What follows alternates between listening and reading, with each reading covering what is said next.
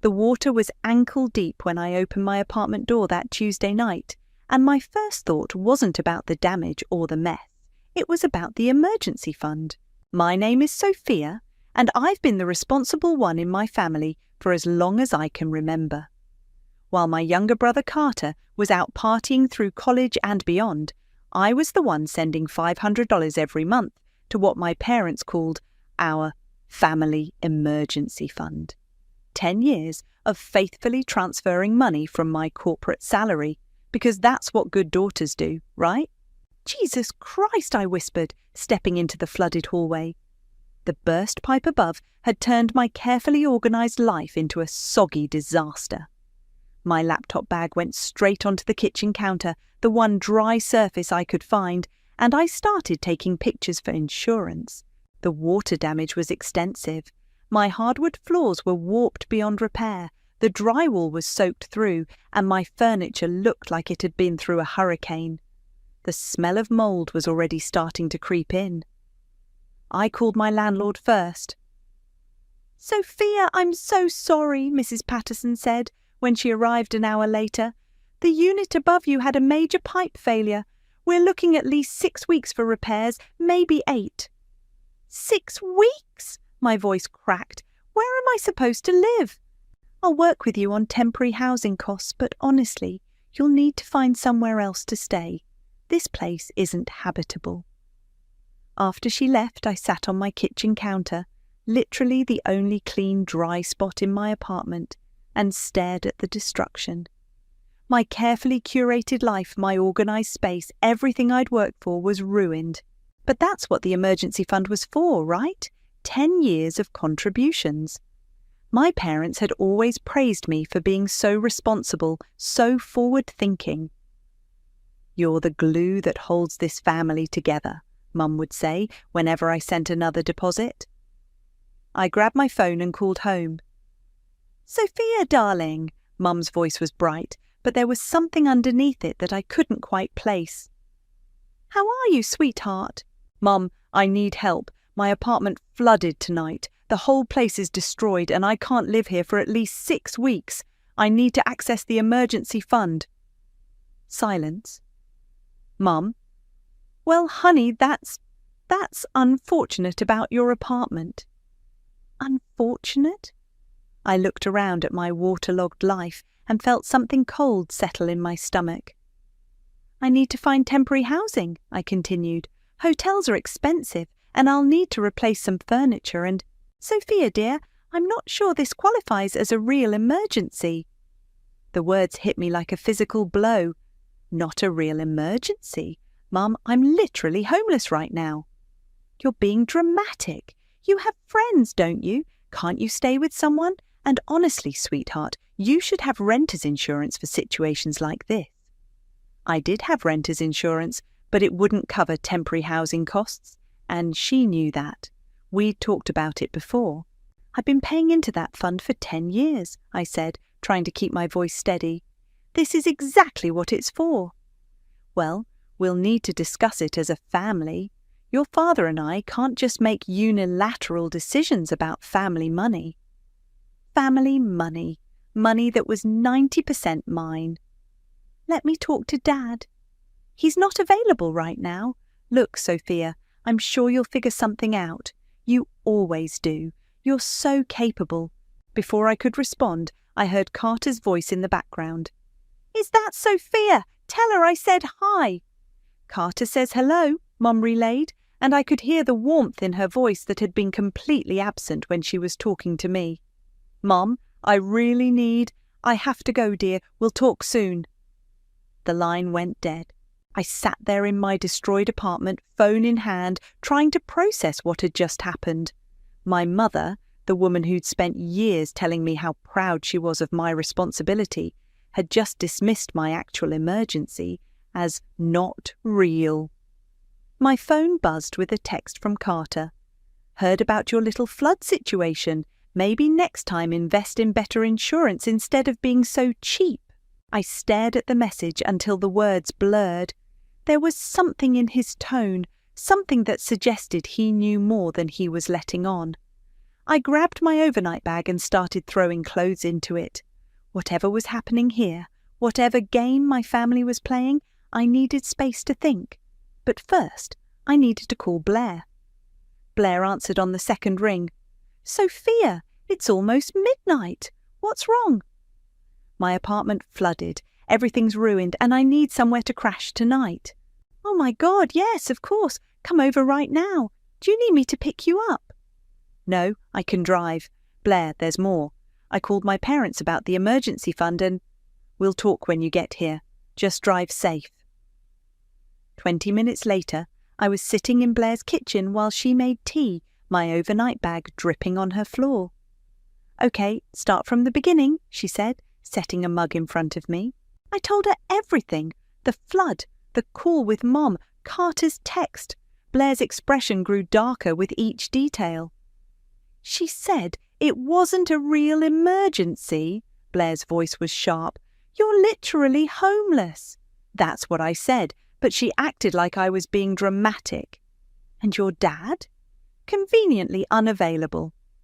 I wrapped my hands around the warm mug. "Blair, something's off. The way she talked to me, like she was annoyed I even called, and Carter's text." "What exactly did he say?" I showed her the message. Blair read it twice, her jaw tightening. "He's such a little shit," she muttered.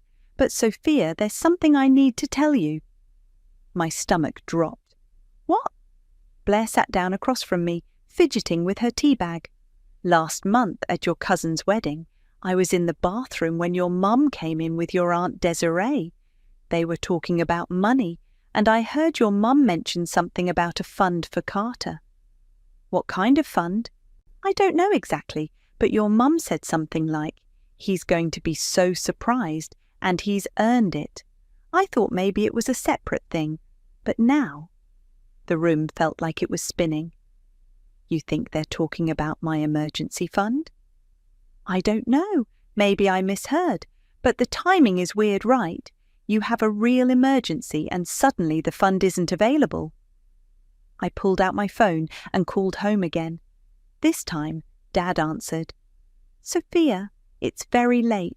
"Dad, I need to talk to you about the emergency fund. My apartment is completely flooded. I can't live there for weeks." "Yes, your mother mentioned that. I'm sorry about your situation." "My situation? Dad, this is exactly what we created that fund for. I've been contributing to it for 10 years. "Well, honey, these things are complicated. We can't just—" "What's complicated about it? I have an emergency. I need emergency money." I heard Mum's voice in the background. "William, tell her we'll discuss it tomorrow." "Your mother says we'll discuss it tomorrow." "I need somewhere to live tonight, Dad, and tomorrow, and for the next 6 weeks." "You're a smart girl, Sophia. You'll figure something out." The line went dead again. "Unbelievable," I said, staring at my phone. "He just hung up on me." Blair reached across the table and squeezed my hand. "You can stay here as long as you need. But Sophia, I think you need to find out what's really going on with that fund." Before I could respond, my phone rang. Carter. Should I answer it? "Put it on speaker," Blair said. "Hey, sis." Carter's voice was cheerful, almost mocking. "Heard you had a little water problem." "A little water problem? Carter, my entire apartment is destroyed." "Yeah, that sucks. But hey, maybe this is a good opportunity for you to finally move somewhere nicer. You've been in that dump for years." "That dump was my home, and I can't afford somewhere nicer because I've been sending money to the family fund every month." Carter laughed. "Oh, that old thing? Yeah, Mum and Dad have been talking about that lately." My blood went cold. "What do you mean?" "Nothing specific, just family financial planning stuff. You know how they are." "Carter, I need access to that fund. This is a real emergency." "I'm sure Mum and Dad will work something out. They always do what's best for the family." There was something in his tone, smug, knowing, like he was enjoying this. "What aren't you telling me?" I asked. "Nothing. God, you're so paranoid. Look, I gotta go. Good luck with your flood situation." He hung up. Blair and I stared at each other across the table. "He knows something," I said. "Yeah, he definitely knows something. The question is what?" I thought about the wedding, about Mom and Desiree's conversation, about Carter's smirk when he talked about the fund. "Blair, I need to see the paperwork for that account. I need to know exactly what's going on." "How are you going to do that?" "I still have copies of everything at my office, all the deposit records, the original account set up. If something's changed, I'll be able to tell." Blair nodded slowly. "And if you find out they're planning to give your money to Carter?" I met her eyes. "Then we'll figure out what to do about it." The next evening, I was at my parents' house for what Mum called a family dinner to discuss your situation.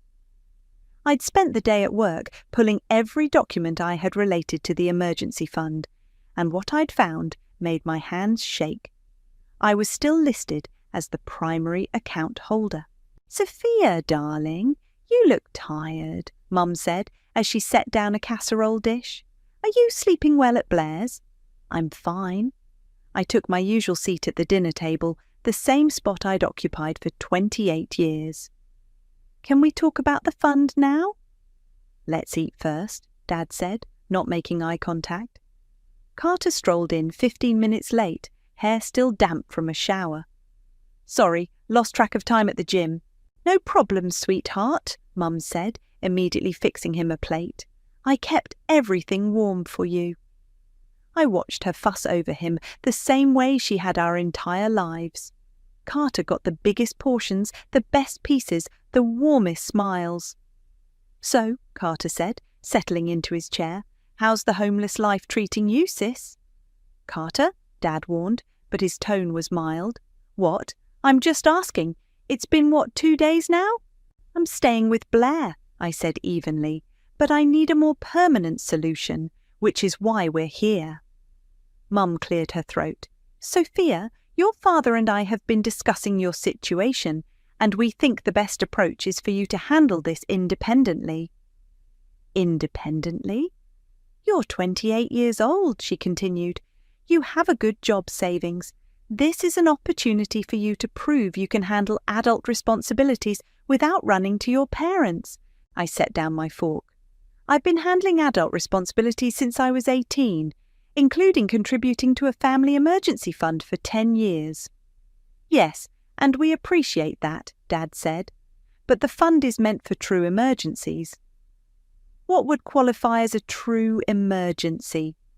My voice was getting louder. "What could possibly be more of an emergency than losing your home?" Carter snorted. "Come on, Sophia, you're being dramatic. It's just an apartment." "Just an apartment?" I turned to face him.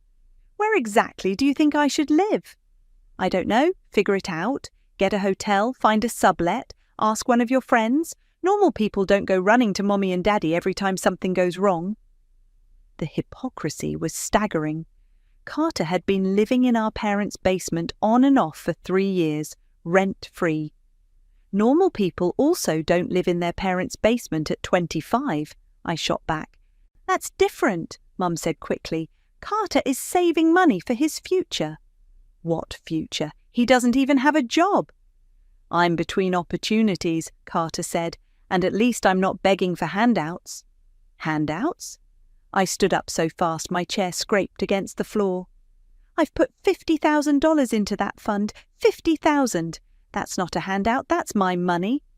"It's family money," Mum corrected, "and we need to be thoughtful about how it's used." "Thoughtful? I'm homeless." "You're staying with a friend," Dad said. "That's hardly homeless." I looked around the table at their faces, Mum's tight-lipped disapproval, Dad's uncomfortable avoidance, Carter's smirk. These people were strangers. "I need some air," I said, and walked out to the back porch. Through the sliding glass door, I could hear them talking in low voices. I pressed myself against the wall and listened. "She's being completely unreasonable," Mum was saying, "acting like we owe her something." "Well, she has been contributing to the fund," Dad said weakly. "We all have," Mum snapped. "This is exactly why we need to make the transfer soon, before she gets any more demanding." Transfer? Dad's voice was confused. William, we discussed this. Carter's been so patient and he's finally ready to take that next step. The car will give him the independence he needs to find a real job. My blood turned to ice. I still think we should tell Sophia, Dad said. Tell her what? That we're finally doing something nice for her brother? She'll just find a way to make it about herself, like she always does. But it's mostly her money in there, Dad protested. It's family money, Mum repeated firmly. And Carter is family too. He deserves this chance. Carter's voice joined the conversation. Besides, Sophia makes good money. She can handle her own problems. I actually need this. Exactly, Mum said. Sophia has always been so capable. She'll figure out her housing situation, but Carter needs our support right now. When are we doing it? Carter asked. Next week. I already talked to the bank about the transfer process. It'll be a nice surprise for you, sweetheart. I stood there on the porch, my entire world crashing down around me. 10 years of sacrifice, 10 years of being the responsible one, the reliable one, the one who could handle anything. And they were going to give it all to Carter for a car. I walked back inside, grabbed my purse, and headed for the door. Sophia, where are you going? Mum called. We haven't finished discussing your situation. There's nothing to discuss, I said, without turning around. You've made your decision. What's that supposed to mean? I looked back at her, this woman who'd raised me, who'd told me she was proud of my responsibility, who'd just spent the last 10 minutes planning to give away my life savings to my unemployed brother. It means I heard everything. The colour drained from her face. Sophia, wait! But I was already out the door. I drove straight to Blair's apartment, my hands shaking on the steering wheel. She took one look at my face and pulled me inside. What happened? They're giving it all to Carter. For a car. The words tumbled out as I collapsed onto her couch. I heard them planning it. Next week, a surprise for their precious golden boy. Blair sat down beside me. Are you sure that's what you heard? Mum said Carter deserves this chance, that I'm capable and can handle my own problems. $50,000, Blair, for a fucking car. Jesus Christ. Blair got up and started pacing. So while you're sleeping on my couch because your apartment is destroyed, they're planning to give your money to Carter so he can drive around in style. Pretty much. My phone started ringing. Mum. Don't answer it, Blair said. It went to voicemail, then immediately started ringing again. She's persistent, I muttered, declining the call. A text came through.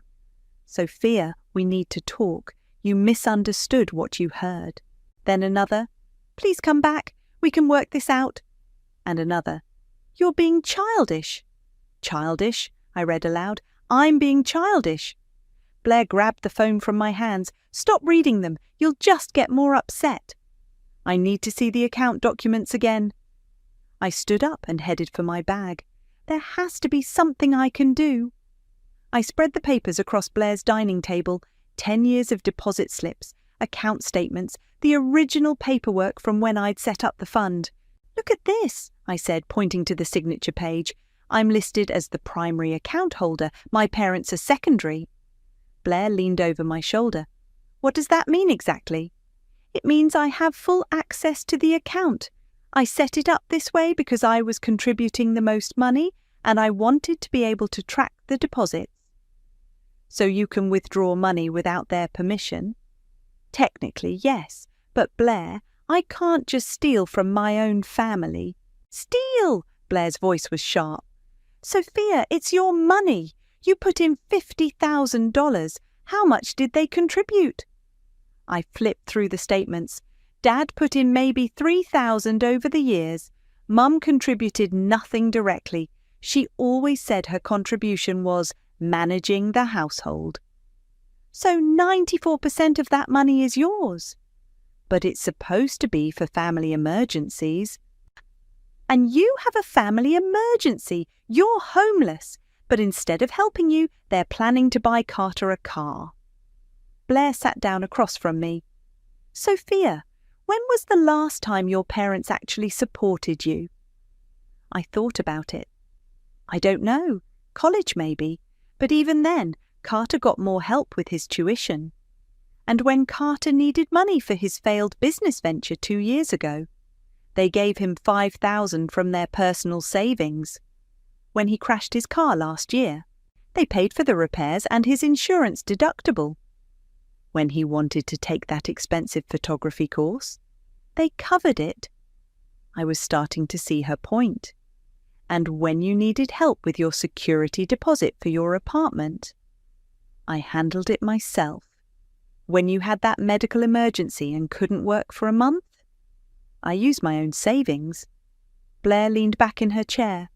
Do you see the pattern here? My phone buzzed with another text from Mom. Your father wants to talk to you. Then Dad.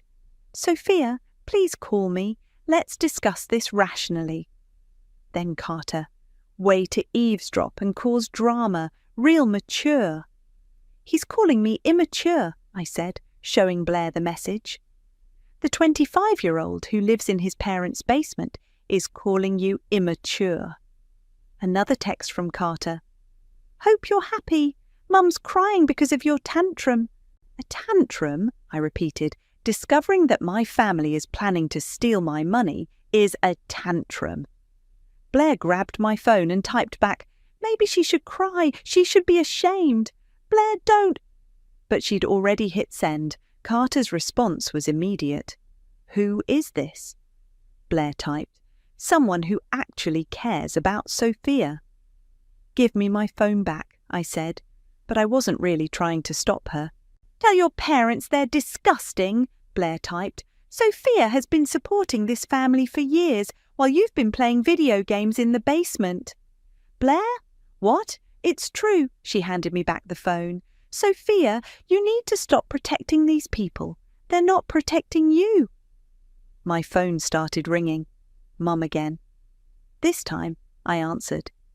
Sophia, who was that texting Carter? What you're doing is completely inappropriate. What I'm doing?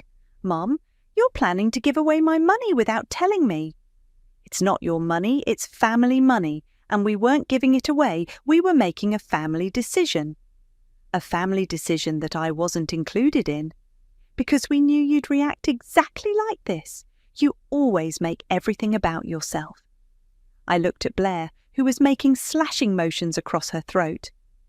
I'm hanging up now, I said. Sophia, don't you dare.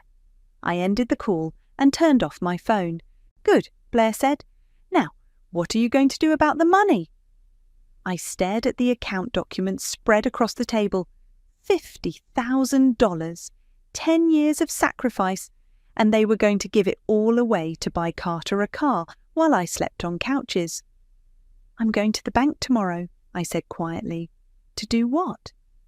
I met her eyes. To withdraw my money. I barely slept that night. By 8 a.m. I was dressed and ready, the account documents in a folder under my arm. You sure about this? Blair asked, handing me a cup of coffee. They were going to do it next week anyway. At least this way, the money goes to an actual emergency. And you're really going to take all of it? I paused at her door. I put in $50,000. They put in maybe $3. I'm taking what's mine. The bank was a 10-minute drive from Blair's apartment. I'd been there dozens of times over the years, making deposits, checking balances. The teller, Maria, recognized me immediately. Sophia, how are you? Here to make another deposit to the family fund. Actually, I need to make a withdrawal today, a large one. Maria's smile faltered slightly. Oh, okay. How much are we talking about? All of it. All of it? She pulled up the account on her screen. That's $53,000. I know. Can I ask what this is for? We usually recommend keeping emergency funds intact unless... It's for an emergency, I said firmly. My apartment flooded. I need temporary housing and money for repairs. Maria nodded slowly. I'll need to see some ID and verify your signature. Since you're the primary account holder, you have full withdrawal rights, but with an amount this large, I need to follow protocol." My hands were shaking as I handed over my driver's license. Maria compared it to the signature card, then had me sign a withdrawal slip. "Would you like this as a cashier's check or transferred to your personal account?" "Transfer to my personal account, please." "This will take a few minutes to process. Can I get you some water while you wait?" I sat in the uncomfortable chair by Maria's desk, watching her type and click through screens. Other customers came and went. A woman deposited her paycheck. A man opened a new savings account. Normal banking business while I dismantled my family's financial future.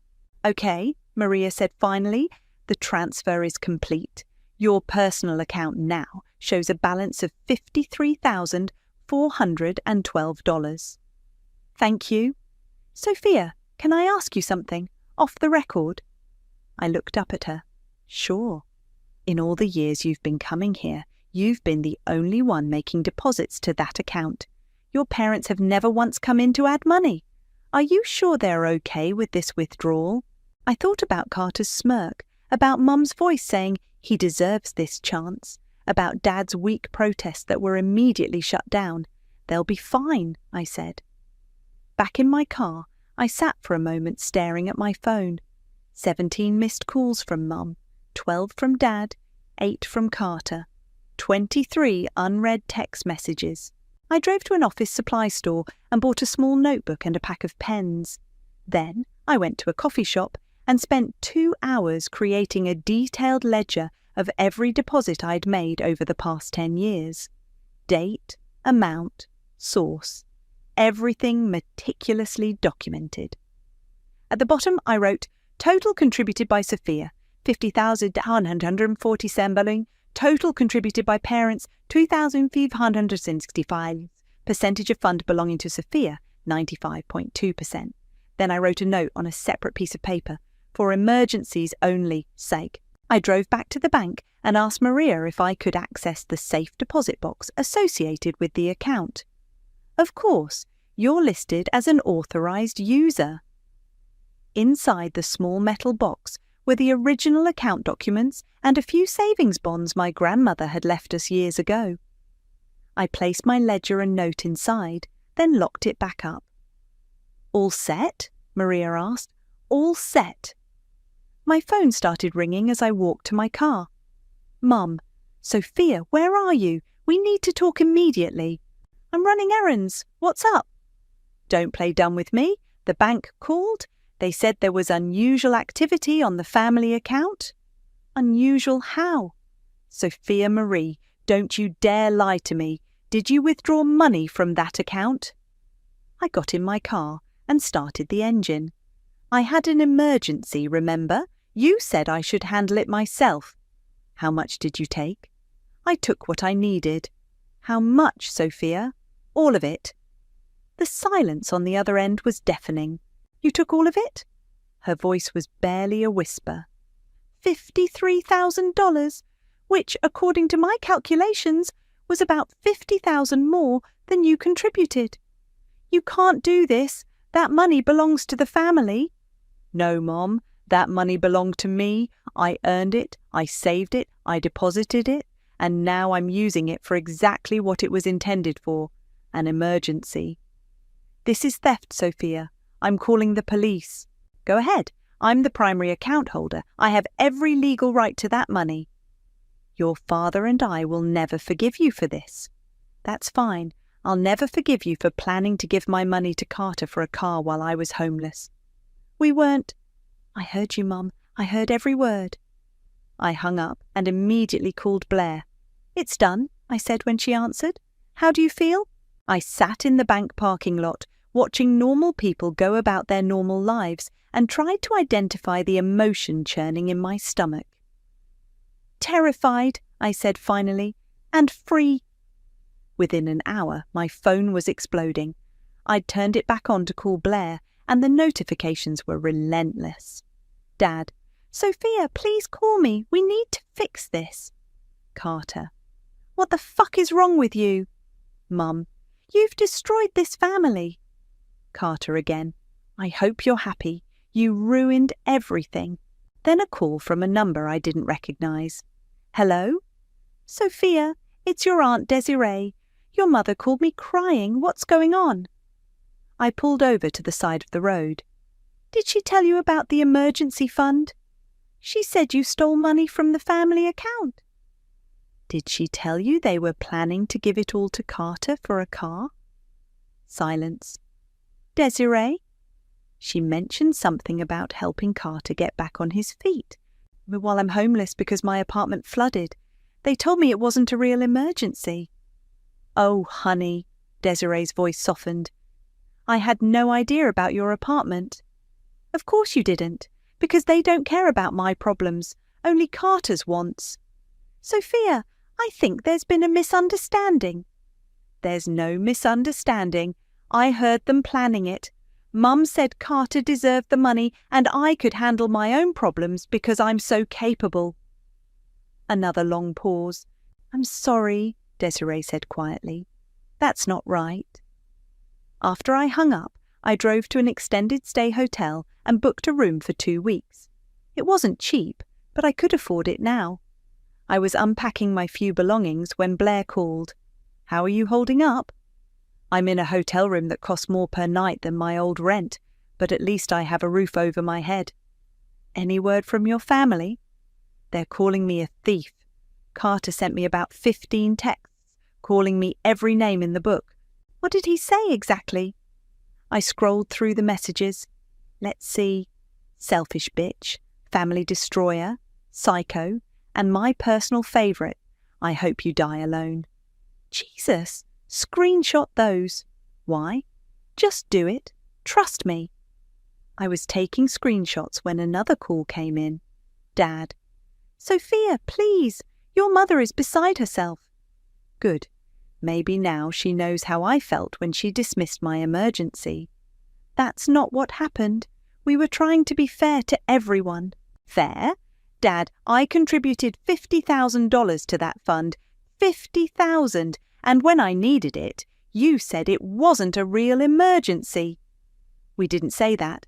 Yes, you did. Mum's exact words were, I'm not sure this qualifies as a real emergency. Then I heard her planning to give it all to Carter for a car. It wasn't all for a car. It was to help him get established, find a job. He's 25 years old. When I was 25, I was supporting myself and contributing to your precious family fund. Sophia, you have to understand, Carter needs more help than you do. Because you've never made him help himself. You've enabled him his entire life, and now you want to reward him with my money. It's not your money, it's family money. Bullshit, Dad. I have the receipts. Literally, I documented every single deposit I made over 10 years. You can't just take money that doesn't belong to you. It does belong to me. I'm the primary account holder. I put in 95% of that money, and I took it for an actual emergency, not to buy your golden boy a shiny new toy. Sophia! I hung up. 20 minutes later, Carter was at my hotel room door, pounding on it. Open up, Sophia, we need to talk. I looked through the peephole. His face was red, his hair dishevelled. Go away, Carter. Open the fucking door. No, you're clearly upset and I don't feel safe. Safe? I'm your brother. My brother, who just sent me texts saying he hopes I die alone. I was angry. You stole my money. Your money? I laughed. Carter, you've never contributed a single dollar to that fund. It was meant for me. Mum and Dad promised. There it was. The truth. They promised you my money. It's family money. How much of your own money did you put in that account, Carter? Silence. How much? That's not the point. It's exactly the point. I put in $50,000 of my own money and you put in zero, but somehow it's yours. Mum and Dad said a lot of things. They also said it was for emergencies, but when I had an emergency, suddenly it wasn't available. Your apartment flooding isn't the same as what? As you wanting a new car? You're right, it's not the same. One is an actual emergency and the other is a spoiled brat wanting a toy. Fuck you, Sophia. No, fuck you, Carter, and fuck Mum and Dad for choosing you over me for the 1,000th time. I heard him kick the door, then stomp away. My phone buzzed with a text from Blair. Check Carter's Instagram. I opened the app and went to his profile. His most recent post from 3 days ago was a picture of a red sports car with the caption, "Soon, dear and blessed be family, love, she new whip." He'd already been bragging about the car he was going to buy with my money. I screenshotted that too. 3 days later, there was a knock on my hotel room door at 7 a.m. I looked through the peephole and saw both my parents standing in the hallway looking haggard. "Sophia, we know you're in there," Mum called. "We need to talk." I opened the door but didn't invite them in. "What do you want?" "We want to resolve this," Dad said. "As a family." "There's nothing to resolve. I took my money for my emergency. End of story." Mum's eyes were red and puffy. "Sophia, please, can we come in? We've been up all night trying to figure out how to fix this." Against my better judgment, I stepped aside and let them enter. They sat on the small couch while I remained standing by the door. "We owe you an apology," Dad began. "Do you?" "Yes," Mum said quickly.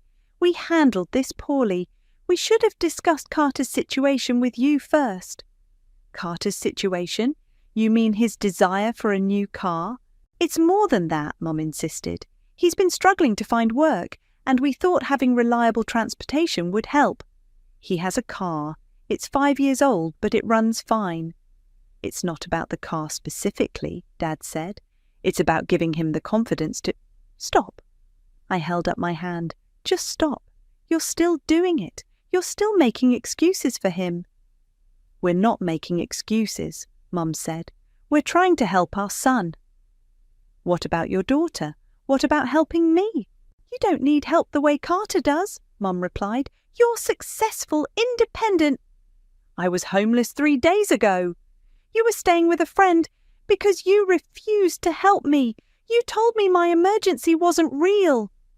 Dad shifted uncomfortably. "We may have been too hasty in that assessment." "Too hasty?" I stared at him. "Dad, I called you crying because my apartment was destroyed and you hung up on me twice." "We were overwhelmed," Mum said. "We didn't handle it well." "You were planning to give $50,000 to Carter for a car while I was sleeping on my friend's couch. How exactly should I have handled that?" "You should have talked to us," Mum said, her voice getting sharper. "Not stolen the money like a common thief." "There it is," I said. "The real Mom. I was wondering when she'd show up." "Sophia, that's not fair." "Fair? You want to talk about fair. Let's talk about fair." I pulled out my phone and showed them Carter's Instagram post. "He was already bragging about the car you were going to buy him with my money." Dad's face went pale. "We didn't know he posted that." "Of course you didn't, because you don't pay attention to anything he does wrong, only what I do wrong." "That's not true," Mum protested. "Isn't it? When's the last time you criticised Carter for anything? When's the last time you told him to handle his own problems?" "We're trying to help him become independent. By giving him everything he wants. That's not independence, that's enabling." "We've made mistakes with Carter," Dad admitted, "but that doesn't justify what you did." "What I did was take my own money for my own emergency, the money I earned, saved and deposited for 10 years while Carter contributed nothing. It was family money." "No!" I shouted, finally losing my composure. "It was my money. I worked 60-hour weeks to save that money. I skipped vacations, drove a crappy car, lived in a tiny apartment, all so I could contribute to that fund. And when I finally needed it, you said no." Mum started crying. "We never meant for you to feel—" "Feel what? Worthless, unimportant, like my needs don't matter? You matter to us, Dad said quietly. Do I? Because for my entire life, I've watched you give Carter everything while expecting me to earn scraps. He gets praise for getting a C. I get criticised for getting a B+. He gets money for his failed business ideas. I get told to be more responsible. He gets to live in your basement rent-free. I get lectures about independence. We've always been proud of you, Mum said through her tears. Proud of me for what? For being the responsible one, for cleaning up everyone else's messes, for never asking for help. Yes, she whispered. Well, I'm done being responsible for everyone else. I'm done being the family ATM. I'm done pretending that Carter's wants are more important than my needs. Dad cleared his throat. What would it take for you to give the money back? I stared at him. Are you serious right now? We could work out a payment plan. Dad, I'm not giving the money back. It's mine. I earned it, I saved it, and I'm using it for exactly what it was intended for. But Carter is a grown man. If he wants a car, he can get a job and buy one himself. Mum stood up abruptly. Fine, keep the money, but don't expect us to welcome you back into this family with open arms. I don't, I said simply.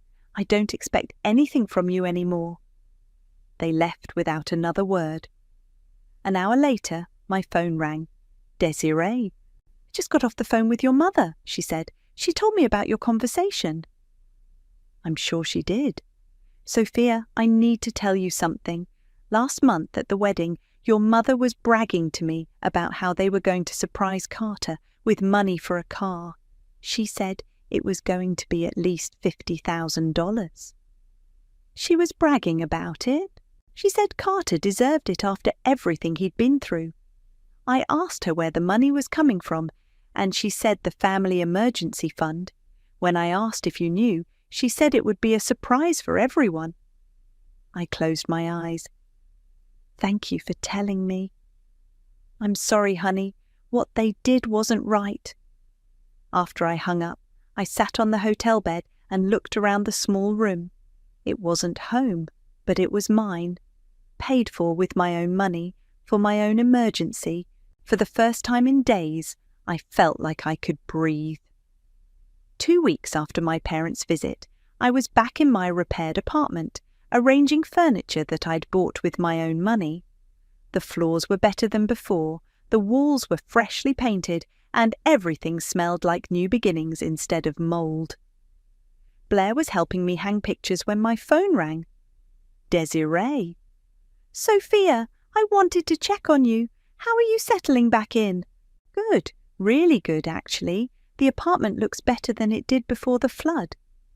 I'm glad to hear that. Listen, there's something else I need to tell you. Your mother called me yesterday. I set down the hammer I was holding. What did she want? She wanted me to talk to you about giving the money back. She said the family is falling apart without it. The family is falling apart because they chose Carter over me, not because of the money. That's what I told her. I also told her that what they did was wrong, and that you had every right to take your own money. How did she respond to that? She hung up on me. We haven't spoken since. Blair looked up from the picture she was hanging. Your aunt sounds like the only sane person in your family. She is, I said into the phone. Desiree, thank you for standing up for me. You don't need to thank me for telling the truth, honey. After I hung up, Blair and I finished decorating in comfortable silence. My new couch was bigger than my old one, and I'd bought a dining table that actually seated 4 people instead of 2. For the first time in years, I'd spent money on myself without calculating how it would affect my monthly contribution to the family fund. Around dinner time, there was a knock at my door. I looked through the peephole and saw Carter standing in the hallway, looking cleaner and more put together than he had at the hotel. It's Carter, I told Blair. Want me to stay? Yeah, actually, I do.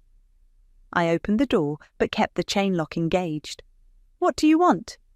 I want to talk. Can I come in? Depends. Are you going to yell at me and call me names? He looked down at his feet.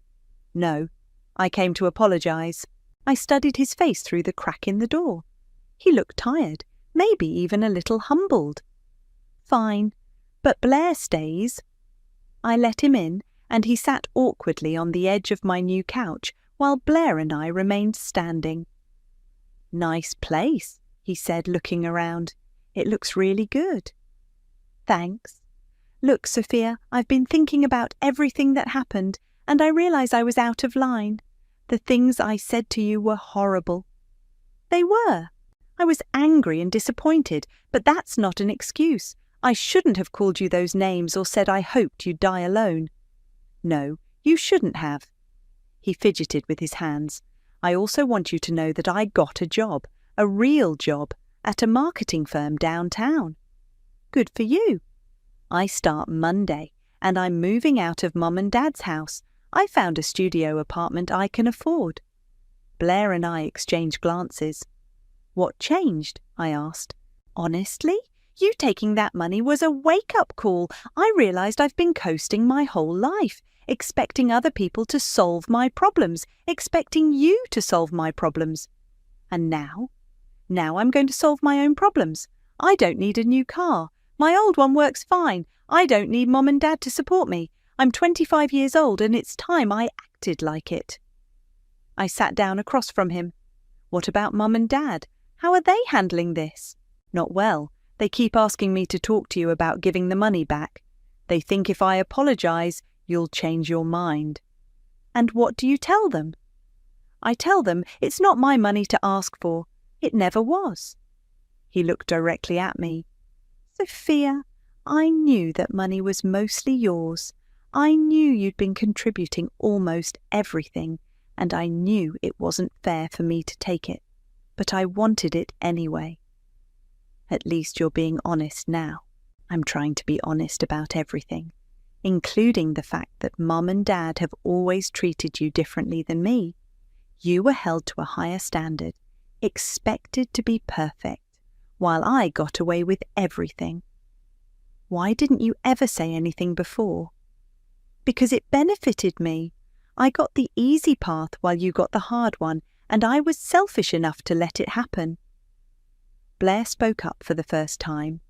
What are you going to do about your parents? Carter sighed. I don't know. They're still convinced that Sophia is the villain in this story. They think she destroyed the family. I didn't destroy anything, I said. I just stopped letting them destroy me.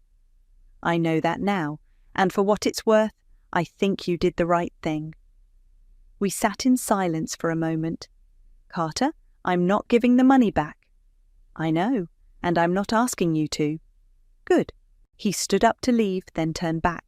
Sophia, I'm sorry for all of it, for taking advantage of your generosity, for letting Mum and Dad treat you like that, for being a shitty brother. Thank you for saying that. Do you think maybe someday we could have a real relationship? One where I'm not just taking from you? I looked at this man who was my brother, who was finally taking responsibility for his actions, who was finally growing up. Maybe, I said, but it's going to take time. I understand. After he left, Blair and I ordered pizza and sat on my new couch, eating off my new coffee table. How do you feel? She asked. I looked around my apartment, my space, paid for with my money, furnished with my choices. I thought about the emergency fund, now empty, and how I'd used it for exactly what it was meant for, my emergency. I feel like myself again, I said. For the first time in years, I feel like myself. My phone buzzed with a text from an unknown number. I opened it. This is Carter's new number. Thank you for not giving up on me completely. I'm going to prove I can be better. I showed Blair the message. Are you going to respond? I thought about it, then typed back, Good luck with the new job. It wasn't forgiveness, not yet. But it was a start. Outside my window, the sun was setting over the city. Tomorrow I would go to work, come home to my own apartment, and not send a single dollar to anyone else's emergency fund. I had finally learned the difference between being responsible and being taken advantage of, and I was never going back.